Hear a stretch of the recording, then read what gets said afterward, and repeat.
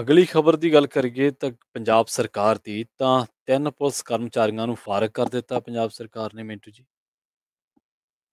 ਹਾਂਜੀ, ਦੇਖੋ ਇਹਦੇ ਤੇ ਕੀ ਹੈ ਕਿ ਜੋ ਮਸਲਾ ਹੈ, ਫਿਰੋਜ਼ਪੁਰ ਦੇ ਵਿੱਚ ਇਹਨਾਂ ਨੇ ਇੱਕ ਰਿਕਵਰੀ ਕੀਤੀ ਮੇਰੇ ਖਿਆਲ ਦੇ ਨਾਲ ਪਾਇਆ 5 ਲੱਖ ਰੁਪਈਆ ਡਰੱਗ ਮਨੀ ਦਾ ਤੇ 1 ਕਿਲੋ ਹੈਰੋਇਨ ਪਾ ਦਿੱਤੀ। ਤਾਂ ਬੜਾ ਦਿਲਚਸਪ ਹੈ ਮਾਮਲਾ, ਸੁਣਨ ਵਾਲਾ ਹੈ ਕਿ ਉਸ ਤੋਂ ਬਾਅਦ ਫਿਰ ਜਿਹੜੇ ਪਰਿਵਾਰ ਵਾਲੇ ਸੀਗੇ ਜਾਂ ਉਹਨਾਂ ਦੇ ਮਤਲਬ ਕਿ ਜਿਹੜੀ ਪੈਰਵਾਈ ਕਰਨ ਵਾਲੇ ਤੇ ਉਹਨਾਂ ਨੇ ਪੁਲਿਸ ਦੇ ਉੱਚ ਅਧਿਕਾਰੀਆਂ ਤੱਕ ਪਹੁੰਚ ਕੀਤੀ ਕਿ ਜਨਾਬ ਇਹ ਮਾਮਲਾ ਥੋੜਾ ਜਿਹਾ ਗਲਤ ਹੋ ਗਿਆ। ਫਿਰ ਇਨਕੁਆਰੀ ਲੱਗੀ, ਦੱਸਦੇ ਆ ਤਾਂ ਇਨਕੁਆਰੀ ਦੇ ਵਿੱਚ ਇੱਕ ਨਵਾਂ ਸੱਚ ਸਾਹਮਣੇ ਆਇਆ। ਦੋਸ਼ ਇਹ ਲੱਗੇ ਕਿ ਦਰਅਸਲ ਰੁਪਈਆ 86 ਲੱਖ ਸੀਗਾ।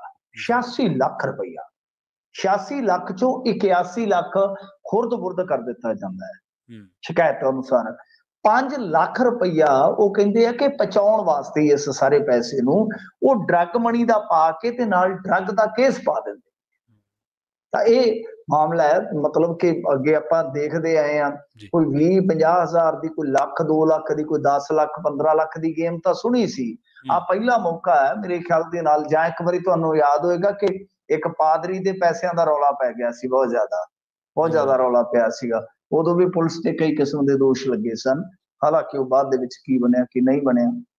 ਇੱਕ ਕਾਫੀ ਰਿਕਵਰੀ ਵੱਡੀ ਸੀਗੀ, ਪੈਸਿਆਂ ਵਾਲੀ ਨਕਦੀ ਸੀਗੀ, ਤਾਂ ਉਸ ਤੋਂ ਬਾਅਦ ਉਹ ਮਾਮਲਾ ਠੰਡਾ ਹੀ ਹੋ ਗਿਆ।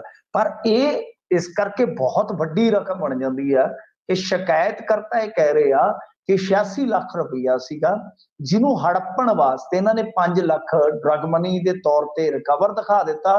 ਨਾਲ ਇਹਨਾਂ ਨੇ ਇੱਕ ਫਾਲਸ ਕੇਸ ਦਰਜ ਕਰ ਦਿੱਤਾ। ਤਾਂ ਫਿਰ ਜਿਹੜੇ ਇਹਨਾਂ ਦੇ ਉੱਚ ਅਧਿਕਾਰੀ ਆ ਉਹਨਾਂ ਨੇ ਮਾੜੀ ਮੋਟੀ ਕੋਈ ਕੀਤੀ ਹੋਣੀ ਜਾਂਚ ਪੜਤਾਲ, ਜਿਹਦੇ ਵਿੱਚ ਇਹ ਸਾਰਾ ਮਾਮਲਾ ਜਿਹੜਾ ਉਹ ਸਾਹਮਣੇ ਆਇਆ।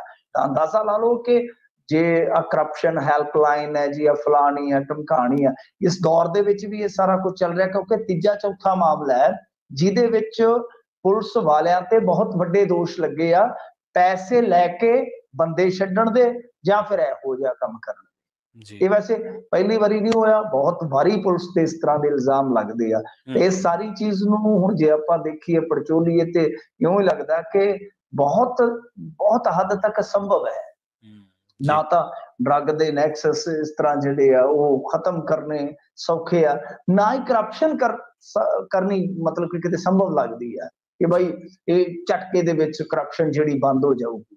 ਕਿਉਂਕਿ ਇਹ ਤਾਂ ਬੜੀਆਂ ਇੱਕ ਤਰ੍ਹਾਂ ਨਾਲ ਕਹਿ ਲਓ ਕਿ ਚੋਰ ਮੋਰੀਆਂ ਨੇ ਕਰਪਸ਼ਨ ਲੈਣ ਦੀਆਂ, ਰਿਸ਼ਵਤ ਲੈਣ ਦੀਆਂ, ਕਰਪਸ਼ਨ ਕਰਨ ਦੀਆਂ।